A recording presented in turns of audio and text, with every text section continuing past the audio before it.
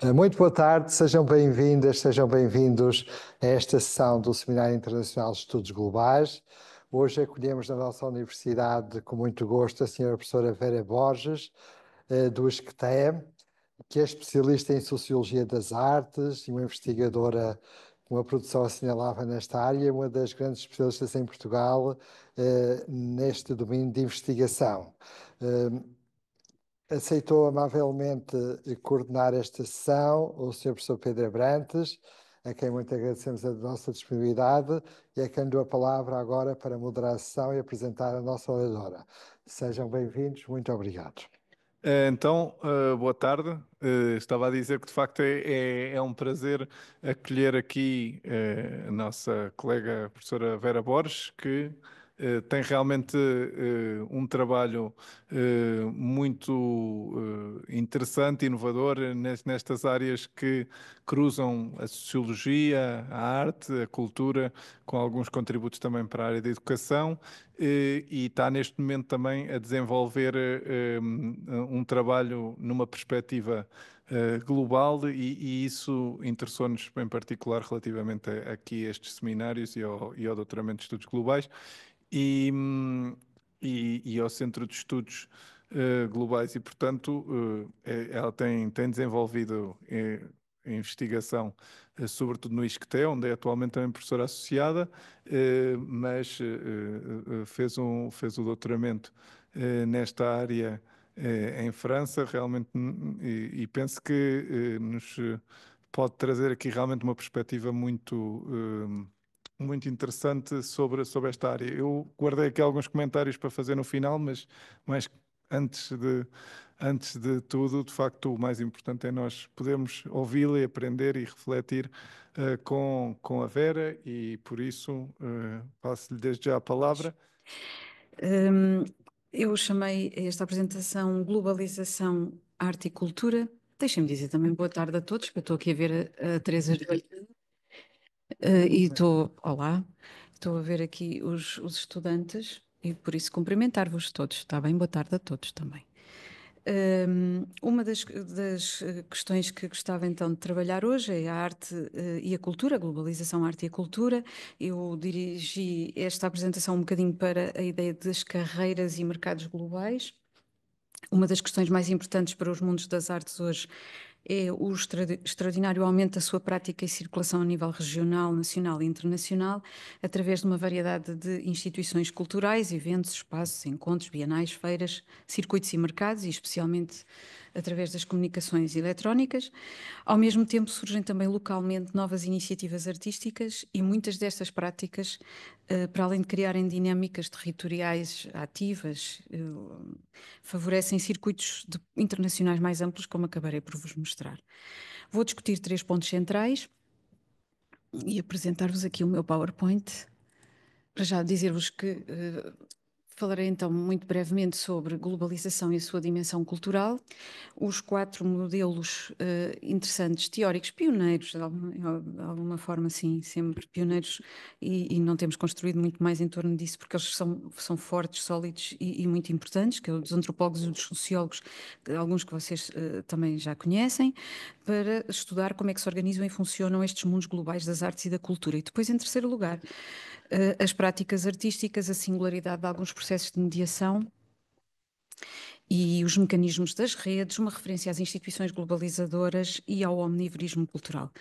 Para ilustrar, eu vou utilizar alguns snapshots de trabalho qualitativo de artistas, algumas fotografias rápidas, digamos assim, das artes e da cultura contemporânea.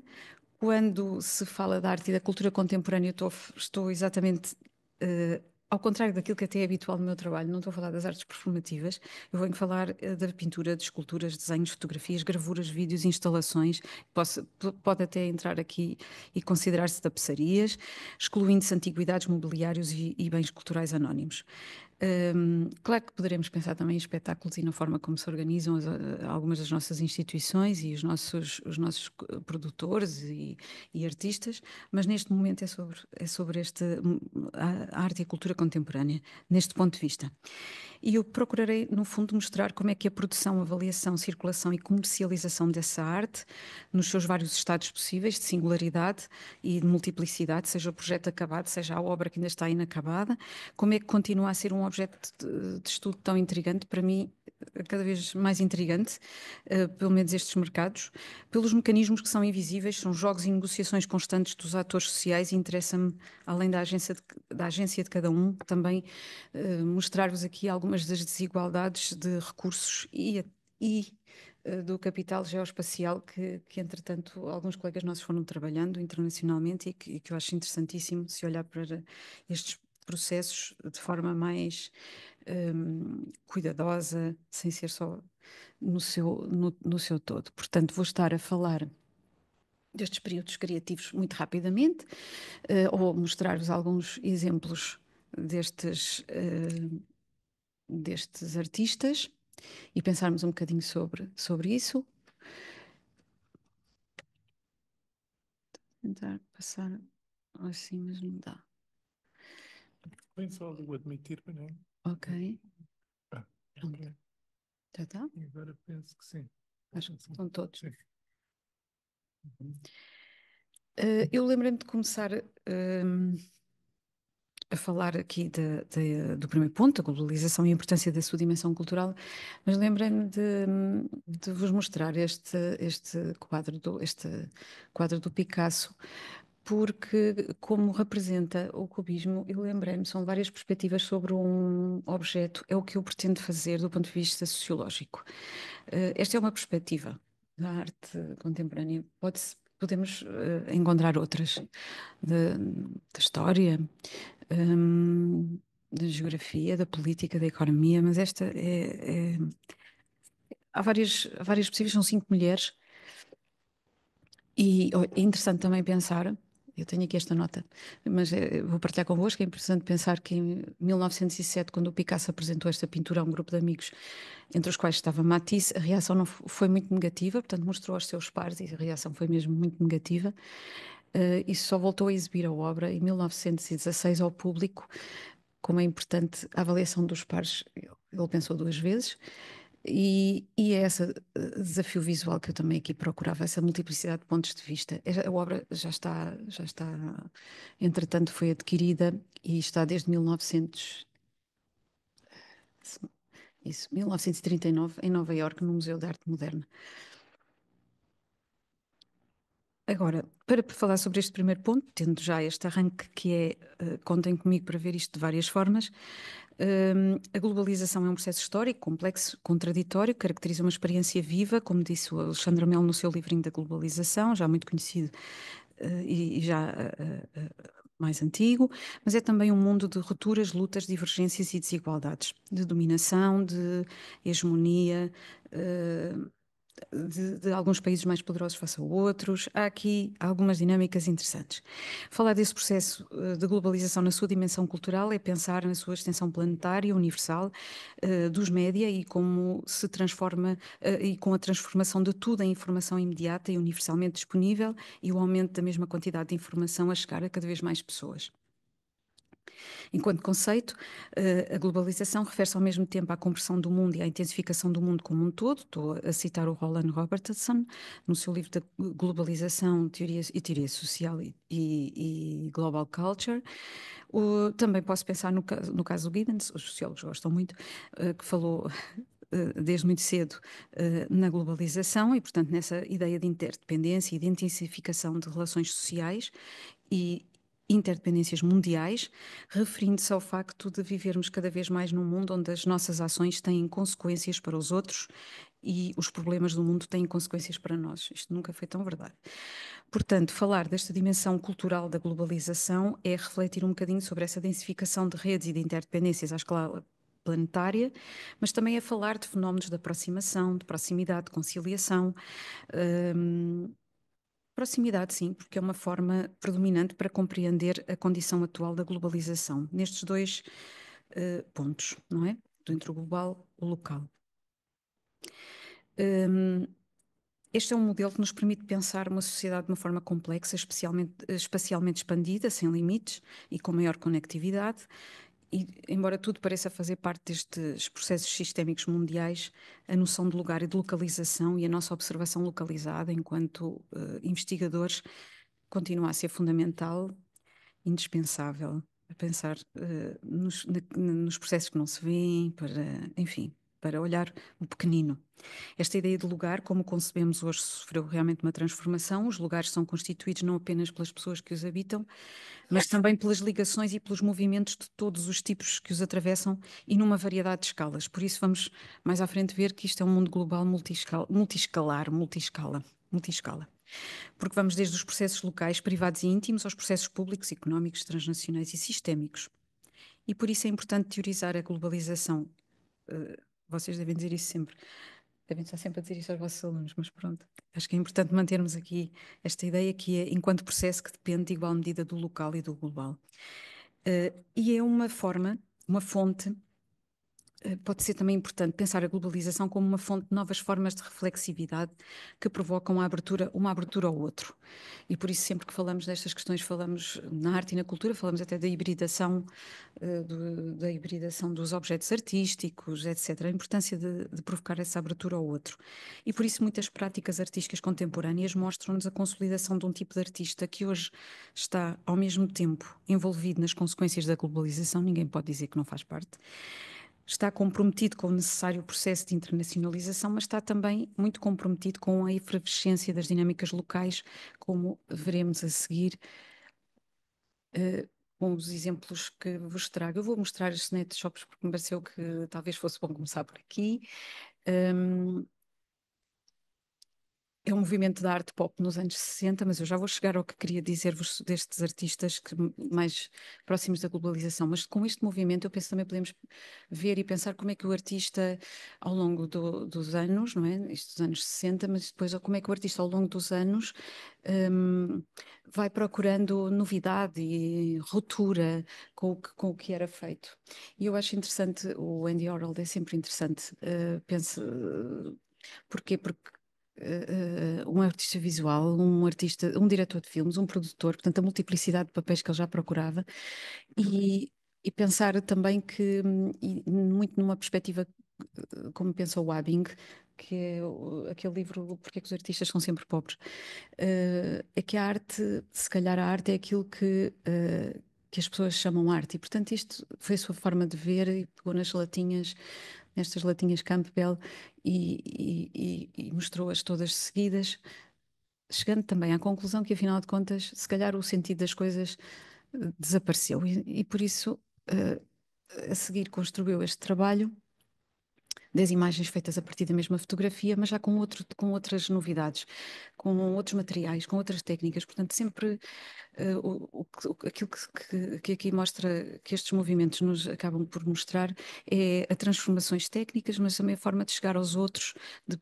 procurar objetos que já são conhecidos dos públicos. Está aqui esta imagem é mesmo para vos mostrar também o público e a recepção e pensar também um bocadinho nisso. Mas vou chegar ao ponto que desejava aqui mostrar-vos. Lembram-se que terminei dizendo este primeiro ponto, que há também uma dinâmica local e uma efervescência e que há aqui uma ida e volta. Eu lembrei-me de um dos exemplos que tenho dado nas aulas, que é de facto o do Oscar Murillo. Nasceu em Paília, na Colômbia, em 1986, e que esteve em 2024 com o seu jardim inundado na Tate, em Londres. É uma instalação participativa.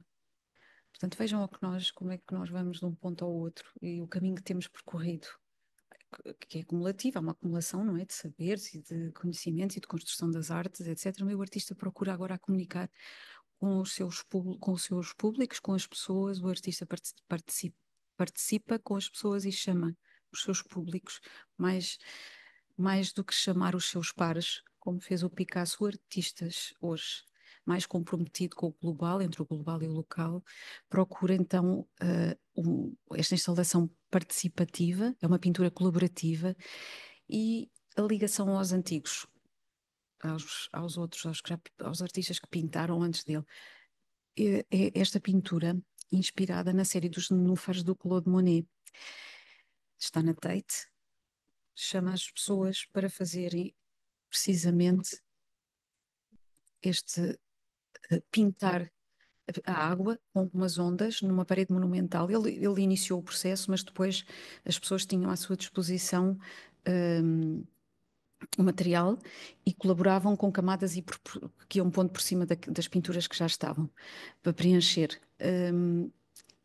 Mais ainda, Murilo colaborou também com outras pessoas para preencher os ecrãs em branco com palavras, frases que refletissem experiências, preocupações individuais. É um artista que trabalha muito sobre desigualdades sociais, sobre globalização, mas tem aqui um aspecto curioso do seu percurso. Vamos olhar e pensar aqui na carreira dele. Ele, de facto, nasceu na Colômbia e é um artista contemporâneo. Estudou no Royal College of Art de Londres e na Universidade de Westminster.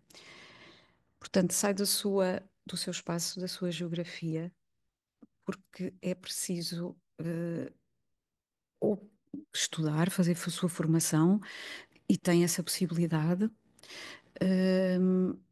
mas de facto acaba por entrar no circuito, se calhar também muito por aí, pela sua experiência de formação em Londres. É uma espécie de... É a procura de simetria das práticas com outros artistas, a procura de um espaço, de um consenso, vou à procura de consensos, diálogos ou rupturas com os outros e de aprender como é que se faz, mas também vou entrar dentro de um sistema, de um circuito, é o sistema da arte, que tem regras que os artistas vão começando a conhecer durante os tempos de formação. É o primeiro impacto com essas regras, com os seus mestres, com os seus professores, com os colegas, mas depois também com o público, muito preocupados, agora sim, em procurar o público participante que vem e constrói, colabora. Curioso vê-lo depois no Porto, num Together in Our Spirits, uma exposição com considerações sobre os temas que já vos disse, mas a trabalhar com os alunos das escolas locais. E ao mesmo tempo gostava de pensar nesta prática artística, portanto já estou a falar um bocadinho do terceiro ponto, mas a verdade é que isto está tudo interligado. Ele trabalha então no Porto com os alunos das escolas locais, que é um projeto que ele está a fazer global. É um projeto local, é um projeto global, local, global. Porque no fundo ele fez isto no âmbito de outras cidades, pelo mundo, e procura questionar como é que as comunidades se definem e como é que o artista pode facilitar a comunicação entre elas e o mundo. No fim, o que ele está a produzir, além dos outputs que vai produzindo, os artistas preocupam-se, tal como os cientistas, preocupam-se com os outputs variados a partir do mesmo material, como é que podem depois variar os seus outputs, e há aqui uma preocupação do artista em desenvolver depois de tudo isso, localmente, um catálogo contínuo que vai mapear a criação de obras de arte como um esforço comunitário, local e global. Ele tem aqui na imagem, vocês conseguem ver os desenhos feitos pelas crianças, e depois estes desenhos são incorporados noutros desenhos que ele já tem, noutras telas muito grandes, são realmente telas muito grandes, feitos por outros jovens crianças. O que é que posso destacar mais? O interesse desta ideia de efervescência com as dinâmicas locais, tentar falar o discurso global, tentar aproximar as pessoas em torno das questões que têm nas suas regiões, nas suas localidades, nos seus territórios. E agora, tendo isto em conta, tendo em conta estes snapshots, fotografias rápidas, ainda tenho mais uma, que é precisamente de uma artista etíope, que me lembrei também que podia ser interessante para esta reflexão, na medida em que vem de outro contexto, ainda de outro contexto geográfico, que tem aparecido muito menos, mas ultimamente com mais insistência, como é evidente, porque esta ideia de novidade, todos os museus, todos os espaços e instituições culturais globalizadoras também pretendem ter diversidade nas suas exposições, diversidade de origens étnicas, diversidade quer em relação aos materiais, quer em relação aos trabalhos, mas também quer em relação à origem das pessoas. Esta artista, eu penso que também possa representar aqui uma fotografia, um snapshot interessante, porque ela abre o seu ateliê. Os artistas não só chamam as pessoas, como mais do que nunca, mais, é abrir e mostrar como é que fazem. A artista trabalha também com outros artistas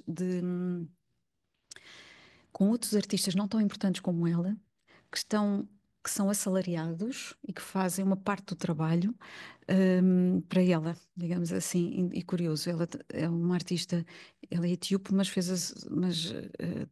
tem raízes norte-americanas e, portanto, fez os seus estudos também nesse país e, portanto, o seu impacto e o discurso à volta do seu trabalho é diferente, vem de outro local, mas depois nós acabamos por ver nas entrelinhas que acaba por ter aqui também alguma ligação então com um dos principais centros de produção artística. Entrando agora no segundo ponto, como é que eu estou de tempo? Espero não me estar a alongar assim por demais. Estamos bem ainda.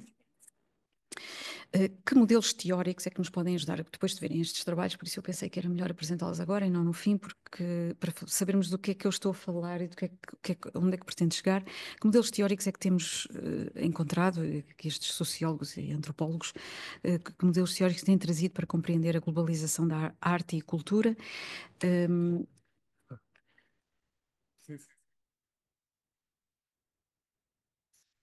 E, e estes 4 modelos pioneiros da globalização cultural são estes que aqui apresento, o político-económico, depois um segundo modelo de rede sem centros nem periferias, portanto, quando a partir dos anos 90 já se começa a perceber que isto não há aqui um centro a emanar regras aos outros sobre o que é a arte, e aí devemos muito à apreciação e ao trabalho do Apadurai, já vos falo um bocadinho. Depois uns mundos globais das artes do Becker, quem trabalha na área da sociologia da arte e da cultura vai perceber, se calhar, não há aqui já grande coisa. Ainda há aqui, como são tão bons e robustos, trabalhamos com aqueles que temos e vamos construindo novidade a partir daí. O campo multiescalar ou multiescala das artes, muito ligado àquilo que o Bourdieu trabalhou, mas agora com uma visão de uma socióloga alemã, a Buchholz, interessantíssima, e eu penso que é aqui também uma perspectiva que podemos trazer para a análise do mundo das artes globais. Esta é a teoria mais antiga sobre a globalização da cultura, portanto surgiu na década de 70, em que os profissionais das artes e da cultura e a sua expansão se faziam em fluxos unidirecionais, portanto de um centro para uma periferia. Este quadro analítico associa a globalização da cultura à expansão, essa expansão unilateral e a concentração de poder. E é um modelo que destaca muitas desigualdades, mas ao nível macro. Em que sentido? Desigualdades materiais, por exemplo, os países que mais conseguem produzir e que têm enfim, aplicam mais as suas políticas públicas e voltadas para o desenvolvimento da arte, procuram os seus recursos económicos, técnicos, mais regulamentações políticas que ajudam a desenvolver o seu papel e a sua preponderância na arte.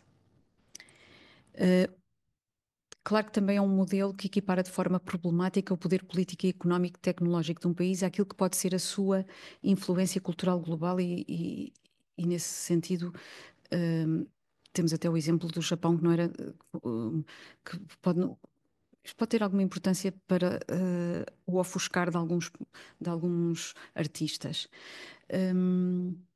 E, portanto, o que temos aqui é que este modelo acaba por ter alguns limites com aquilo que foram depois os desenvolvimentos posteriores que foram acontecendo e que nós estamos a ver os movimentos, vimos como é que os artistas foram ao longo do tempo desenvolvendo os seus trabalhos. Este segundo modelo é essencialmente um modelo que eu penso que podemos ler à luz das teorias do Apadurai e dos seus livros fantásticos, não há nenhum que não se goste. mesmo quando fala dos filmes, da importância, que seja um pequeno parágrafo sobre os filmes feitos localmente com os artistas, sem ser com artistas, mas com pessoas locais, ou na Índia. Todo o livro é maravilhoso, realmente. O que é que ele nos diz? Diz-nos que os processos associados à globalização da cultura, desde a década de 80, já não conduzem a um domínio único, nem dos Estados Unidos, nem dos países europeus, que eram fortes e ainda são, mas a uma maior descentralização e diversificação da cultura. Uma disponibilidade também crescente para produzir e divulgar múltiplos bens culturais, como nós vimos o trabalho do Andy Orald, por exemplo. Portanto, há aqui uma tentativa de abrir as artes. O Apadurei fala muito nas paisagens regionais e é muito interessante ver isso, que ele diz que então não há um centro e uma periferia, é uma rede sem centros nem periferias. Pode haver alguma entropia, porque ele vai falando sempre nas relações, ele fala de fluxos de pessoas, fluxos de artes, da arte, das ideias, são fluxos. Não tem uma única direção, tem várias, múltiplas direções. Pode haver entropia, realmente. E fala de um ponto de vista regional, tem alguns limites, mas é maravilhoso, vale a pena ler. Fala do ponto de vista regional, dessa efervescência das artes do ponto de vista regional, como se houvesse dois mundos, o regional e o global. E às vezes eu também a falar, parece que há dois mundos. Não, está tudo em paralelo e está tudo a acontecer e a co-ocorrer ao mesmo tempo, são co-ocorrências de acontecimentos. Pode ser aí o seu limite. De qualquer forma, captou perfeitamente aquilo que é a configuração mais complexa do mundo global das artes.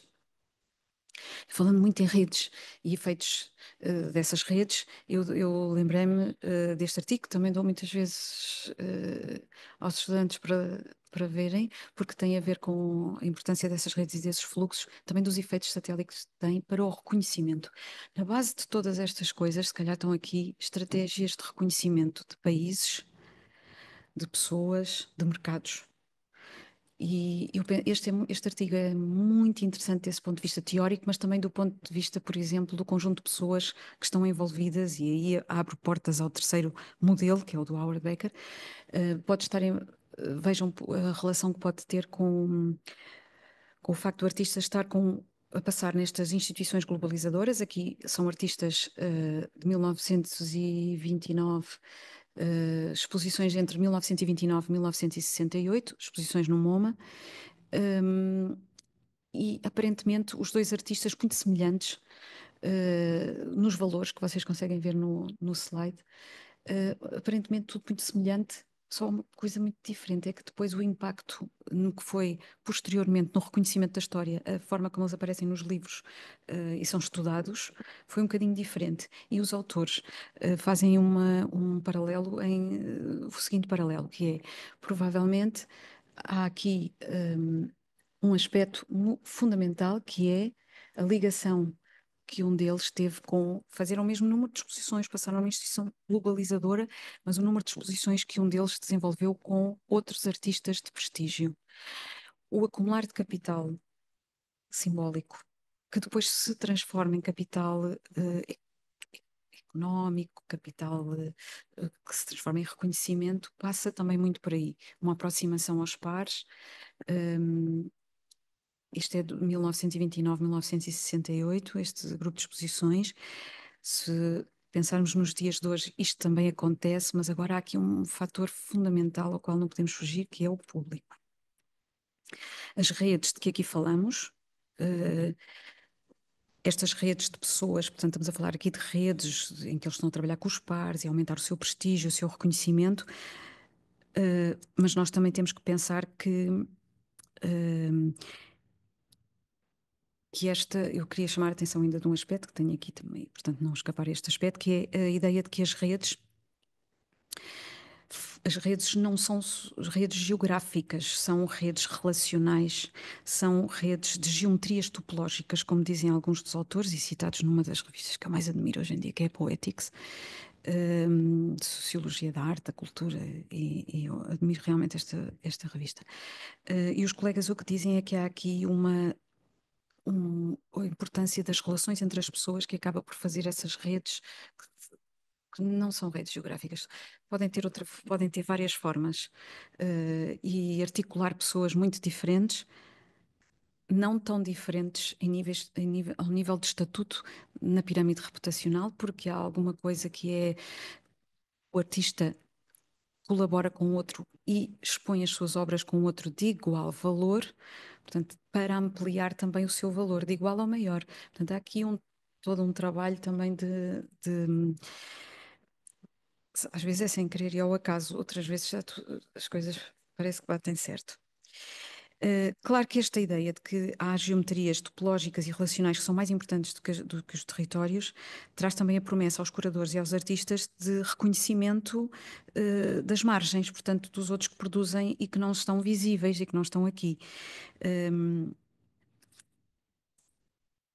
Nos anos 80, que os mercados das artes contemporâneas e do sistema da arte têm sofrido transformações, e isso é importante porque acaba por nos deslocar um bocadinho destes centros grandes, Nova Iorque, Paris, Londres, que estavam confinados à Europa e aos Estados Unidos da América. Em muitas regiões do mundo, os mercados das artes estavam organizados localmente, mas eram e são ainda relativamente insignificantes ou são quase como que absorvidos pelos interesses dos outros mercados. Essa arte pode ser decorativa, religiosa, também arte artesanal, não é? E tinha esses objetivos. Nos anos 30 a situação altera-se e, portanto, nos últimos 30 anos, aliás, a situação tem-se vindo a alterar e nós vimos entrar com interesse a China, também bastante forte. Em relação à China, é interessante pensarmos que mesmo em termos de convenções do tipo de trabalho que os artistas produzem, eles têm outras convenções, e é interessante ver como as convenções europeias e norte-americanas, etc., jogam de um lado, a China tem outro tipo de convenções, não conseguimos ler da mesma forma, mas que se estão tão bem a cruzar e a procurar, tem uma ascensão meteórica mesmo, quer ao nível das vendas, quer ao nível das compras, no mercado de compra, no mercado premium, quando pensamos nos melhores. Também destacar aqui que a Índia, o México, a Turquia e o Brasil têm vindo a tornar-se cada vez mais importantes, e isso leva-me aqui a uns mundos globais das artes do Howard Becker. É um modelo que alguns de vocês até já conhecem, e bem, não é? Eu acho que é um modelo sempre interessante porque é um modelo de negociação e compromisso. É um modelo que olha para o mundo das artes, para isto que eu estou aqui a fazer, mas olha do ponto de vista da negociação, do ponto de vista de que há um conjunto de convenções partilhadas, e que nós vimos aqui, há um conjunto de convenções. Nós chamamos o artista moderno, tem aquela convenção, o artista contemporâneo, tem aquela convenção. Há aqui um conjunto de compromissos, há um conjunto de convenções em que todos, quanto mais forte forem essas convenções, quanto mais forte for esse discurso de produtores, distribuidores, intermediários e das estruturas coletivas, mais autonomia tem o campo cultural. Se for o campo nacional, se for ao nível nacional, mais autonomia tem um país do ponto de vista cultural. E também do que pode ser o soft power da cultura. Atenção, a cultura fala de outras formas, não é só da forma visível. E o que o Howard Becker nos fala é sempre da ideia de negociação. Ele tem um lado, ele não fala tanto de conflito realmente como o dia, mas fala muito da negociação. Eu também prefiro. Fala muito da negociação. Há conflito, há negociação, diz ele, a todo momento. Nós negociamos. E o que é que nós fazemos também, não é? O artista negocia com os distribuidores, com todas as outras pessoas. O que ele diz é isto: há uma cadeia de valor enorme que nos traz o Picasso hoje, ou que ajudou a construir o Picasso na altura. Se calhar a cadeia de valor era mais pequena, ele construía e mostrou aos seus pares, e estava naquele, e depois é que foi mostrar ao público. Hoje eu já procuro uma cadeia de valor maior, em que eu procuro reconhecimento imediato do público, eu procuro chamá-lo e fazer parte, para assim, pronto, melhorar e ter mais impacto, digamos assim. Okay. Então o quarto modelo, não há... o Bourdieu já conhecemos. Bem, mas há aqui, a Buchholz deu-lhe aqui um jeitinho, porque ele não falou em campos globais, estava a analisar o campo francês, e portanto nacionalmente, e ela faz aqui uma aplicação aos mundos globais das artes, falando daquilo que vos tenho dito e que no fundo acaba por ser isto, que é, há agentes que acumulam capital simbólico, que asseguram a autonomia desse campo através das redes institucionais, através de um discurso específico. Estas pessoas todas elas, e o próprio artista está a fazer um discurso sobre o seu trabalho, foi buscar o Monet, aplicou e fez um trabalho em que chama as pessoas, estou a pensar no Murilo, portanto há aqui um discurso que é criado pelo artista e não só, por toda a sua equipa, por toda aquela cadeia de pessoas que está ali e que ajuda a construir, até o fotógrafo. Os trabalhos do Murilo, como os trabalhos do outro artista, como os trabalhos de Cisa Vieira, quer dizer, vamos pensar também nas outras áreas, a arquitetura também, são há todas outras, há um profissionalismo, uma profissionalização de um conjunto de equipas que vão trabalhando com eles. Por exemplo, o Oscar Murilo é muito bem fotografado, há blogs sobre o seu trabalho, há uma dinamização que não é só a dele, mas um conjunto de pessoas. E depois esta ideia que a Buchholz nos fala, que é de hierarquias e rankings globais, e ela vai buscar outra vez a ideia da ilúsio do e a ilusão que cria todo este circuito de participantes e de atores que são orientados para um tipo comum de produção cultural. E como vos disse, ao partilharmos a crença coletiva de que aquele mercado, que aquele campo é interessante, que aquele artista é interessante,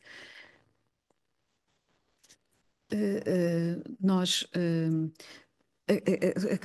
tornamos aquele campo mais importante. Destaco aqui para que os participantes, os atores sociais, os artistas são diferentemente afetados em função dos seus recursos. Não podia deixar também de faltar aqui, uma vez que já estamos quase a terminar.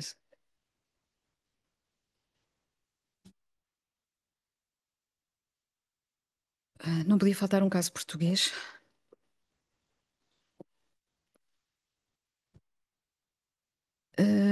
O caso é o da Leonor Antunes. Porquê é que eu o coloquei aqui? Porque é que agora já estamos, que já conversámos sobre o conjunto de pessoas que fazem estes discursos, ver, por exemplo, a curadora-chefe a falar do trabalho da Leonor. Portanto, a Leonor Antunes representou Portugal na Bienal de Veneza. Estas bienais servem de encontro. São os momentos em que os artistas, os curadores e toda esta rede se encontra. Gostava de pensar aqui que não, pronto, esta rede, se eu não conseguir dizer o que está aqui a seguir, pensar que estas redes são grandes, que há estes encontros, mas não há necessidade de se estarem sempre a encontrar, porque uma vez visto o trabalho, aqueles que vêm e reconhecem, é preciso é ver uma vez o quadro, ou ver a pintura, ou ver a instalação que a Leonor fez. Eu acho extraordinário o nome que a Leonor deu ao seu trabalho, que é Assim elevámos o terreno para que eu pudesse ver lá fora. A Leonor recebeu apoios do Estado português para fazer, e cada país faz a sua apresentação. Mas ao longo do seu percurso, a Leonor também viveu e vive em Berlim. E fez assim a sua carreira e continua a fazer de forma brilhante. Hum, Também e teve apoio da Fundação Gallus Gulbenkian. Portanto, todo um conjunto são pequenos, chamam-se pequenos saltos. Uh, Como diz o Andrew Abbott, são pequenos saltos que ajudam a fazer turning points e ajudam a construir estas carreiras. Pronto, não podia faltar, para terminar, a questão dos paradigmas e da forma de ler os mundos das artes e, como já me aproximo do fim, vamos então às práticas artísticas e pensar um bocadinho que eu tinha dito que nós haveríamos de falar um bocadinho sobre os públicos, porque falar destas questões e passar à frente dos públicos também não me pareceu bem, de maneira que vamos lá só aqui, muito rapidamente, as práticas artísticas e esta singularidade de intermediários que nos mostram aquilo que querem mostrar e tornar visível das obras de arte, faz-nos perguntar se haverá aqui, e se este, que é um segmento que vos tenho mostrado, este é um segmento muito específico, o premium, digamos assim, o segmento do topo da cadeia, da pirâmide. Mas será que, então onde é que estão para já? Onde é que estão os outros artistas, não é? E depois, será que haverá aqui uma cultura erudita e uma cultura popular e temos dois polos opostos? Já não faz muito sentido, pois não? Mas quando entramos nestas bienais e nestas feiras, o que nós vemos é uma classe, vemos cosmopolita que partilham o mesmo ethos e acabamos por ali ver as mesmas pessoas. E se calhar as mesmas pessoas ali e naquela feira seguinte. Hum, eu penso que a este nível ainda não haverá um público muito, tirando aquelas, ainda não haverá um público, não haverá assim um esbatimento tão forte como nós queríamos das hierarquias. Talvez isso seja mais visível ao nível de atividades como o teatro ou a dança, em que de facto há uma ida, é diferente e vão. Aliás, esse artigo que fiz sobre o omnivorismo cultural, pegando nas teorias do Richard Peterson, importantíssimas. Eu penso que é possível, nós em Portugal temos um bocadinho e, portanto, provar um bocadinho que em Portugal até já existe um bocadinho, nós fizemos no Inquérito às Práticas Culturais, apesar de não trabalharmos ao omnivorismo cultural, fiz um pequeno estudo com esses dados e parecia-me que, juntando todas as atividades, a ópera, etc., e eu já consigo encontrar aqui, mas se eu juntar as atividades todas, se eu juntar, não é por segmento, porque se eu for analisar estas atividades, as exposições, a ida às galerias, isto é para um segmento muito específico da população portuguesa e da população mundial e da população global. Estamos a falar dos aspectos e de pessoas que se calhar com gostos muito ecléticos, mas não estamos a falar de toda a gente. Portanto, há problemas no sistema artístico global. Aí o texto do Veltius, que vos indiquei logo no início, é importante de ler. Há problemas. Foi interessante ver como ele falou que todos estes trabalhos de grande escala, a artista etíope tem trabalhos enormíssimos e os nossos artistas também, trabalhos de grande escala que são utilizados, ateliês muito grandes e peças muito grandes. Há aqui alguma. Como é que este sistema se pode tornar sustentável? A ida às feiras, aos encontros e tudo isso também implica uma série de viagens e deslocações. A montagem de exposições, é interessantíssimo o texto dele. Montagem de exposições inúmeras em todo o mundo, que são desmontadas e rapidamente aquele espaço deixa. Alguns espaços não, tornaram-se sustentáveis e continuam, mas outros desaparecem por completo. Portanto, há aqui alguns problemas a serem resolvidos. Hum,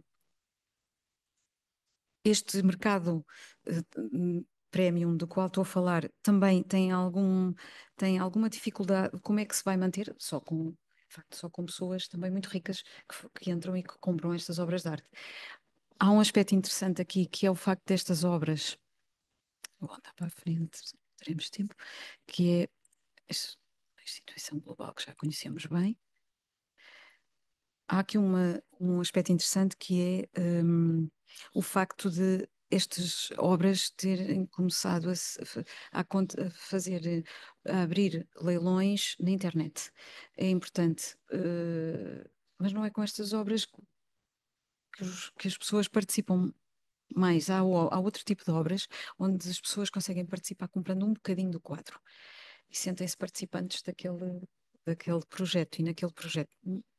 Não é bem estas, porque estas são lideradas pelas galerias. Esta que vos mostro agora, a grande, o grande Magritte, mais vendido em 2024. São valores que superou o Picasso, o Monet, o Warhol, 121 milhões de dólares, porque é feito em torno destes leilões um enorme aparato, mesmo pelos valores que são. Para já, um ano de comemoração do centenário do surrealismo e depois o trabalho estratégico das próprias galerias, que já existem noutros países, não estão sempre a liderar nos mesmos países, elas já estão nos outros países, mas é de facto acaba ainda por ser ao nível europeu que fazem garantias de milhões e, portanto, a obra nunca será vendida a menos daqueles valores, tudo para cima. Estes setores continuam a deixar-me. São valores são valores interessantes, nós não entramos nestes valores, mas os países posicionam-se e marcam deixam a sua marca, não é? Hum, claro que da parte do Velthuis e de outros sociólogos ficam aqui algumas notas, que é num mundo tão globalizado e digitalizado, atenção porque ter capital geoespacial e ter redes e as conexões é tudo muito bonito, poderíamos estar aqui num discurso muito, é mesmo muito bonito. Mas depois tem também algumas desigualdades e o Veltui chama muita atenção dessas desigualdades e da forma como os próprios artistas as interiorizaram. Why Artists Always Being Poor, o livro do Abing, como é que eles próprios também se conduzem a esta situação. Por exemplo, o Veltui, quando estudou a globalização dos artistas, perguntou a artistas da China, Índia, Rússia e Brasil qual é que era o seu maior sonho nas suas carreiras. E eles responderam que era ter uma exposição individual no MoMA, em Nova Iorque, que era ir à Tate, ter uma exposição na Tate, ou no Centro Pompidou. Portanto, as grandes instituições globalizadoras parecem não ter mudado muito. Ou fazer uma participação na Bienal de Veneza.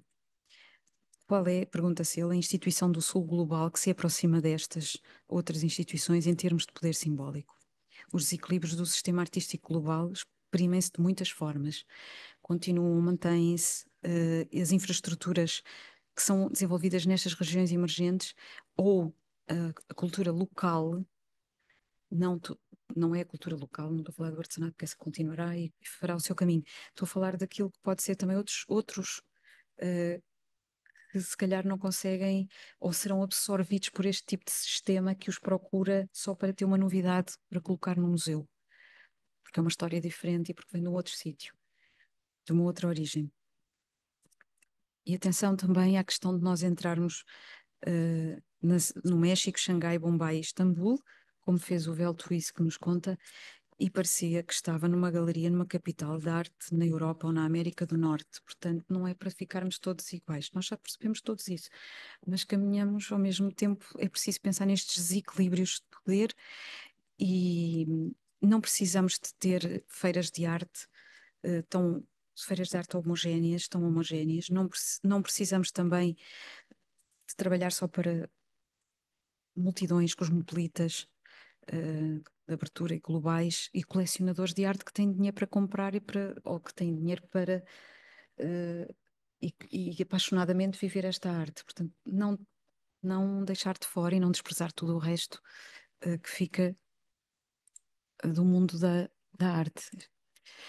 E o que é que nós podemos fazer? Continuar a estudar, porque me preocupa muito também o que é que nós, do ponto de vista da investigação, como é que podemos continuar a analisar e tornar estes objetos interessantes.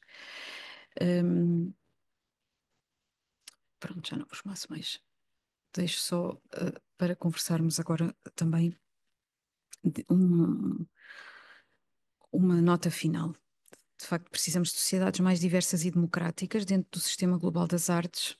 Haverá ainda muito para fazer, ainda bem, porque ainda bem, ainda mal. Por um lado, nós continuamos a ter trabalho, mas por outro lado, continuamos a perceber que há aqui ainda, parece democrático, parece global, mas ainda tem muito que se lhe diga. Um foco restrito num conjunto de artistas, alguns que já nem estão entre nós, e projetos institucionais, precisa de se abrir mais e mostrar que podemos ter uma sociedade mais inclusiva e menos hierarquizada. E, portanto, a compreensão de que a arte passa não só pelo reconhecimento dos valores, destes grandes valores e destes grandes circuitos e mercados que fazem muito dinheiro, mas também uma arte orientada para as pessoas, uma arte tradicional e que possa, enfim, haver hibridações e misturas, claro. Foi ótimo porque realmente passou aqui várias perspectivas teóricas e com muitos exemplos e eu acho que foi extremamente interessante de conhecer e de, no fundo, perceber as dinâmicas recentes deste mundo das artes. Porque eu penso realmente que há aqui uma dualidade, não é? Que é uma dualidade que também é muito própria dos nossos tempos, não é? Que tem a ver realmente, por um lado, o facto do mundo das artes ser efetivamente cada vez mais global e cada vez mais constituído em redes realmente de atores que circulam a nível global e muitas vezes em colaborações, em negociações e colaborações a uma escala global, mas por outro lado, de facto, haver aqui ainda um quer dizer, os centros de formação, de legitimação, de comercialização também, de facto continuarem a ser bastante restritos, não é? E, portanto, a gente identificá-los facilmente, porque efetivamente eles não mudaram nem se ampliaram assim tanto nas últimas décadas. E efetivamente o que acontece até é que muitas vezes os próprios artistas realmente que são provenientes de espaços e de contextos mais distantes, eh, precisam de passar por esses espaços de legitimação, não é? Digamos, que têm uma posição muito forte no mundo das artes, e mesmo assim, de facto, precisam de beneficiar um pouco desse estatuto, digamos, de exótico, não é? Que muitas vezes também lhes coloca, digamos, alguns limites àquilo que podem fazer, porque na verdade estão num estatuto um pouco à parte. Mas, mas pronto, mas é um debate de facto fundamental do nosso tempo. Um, e creio que mostra realmente as contradições e os dualismos e as tensões destes processos de globalização em que de facto o local continua a ter a sua importância e o seu papel.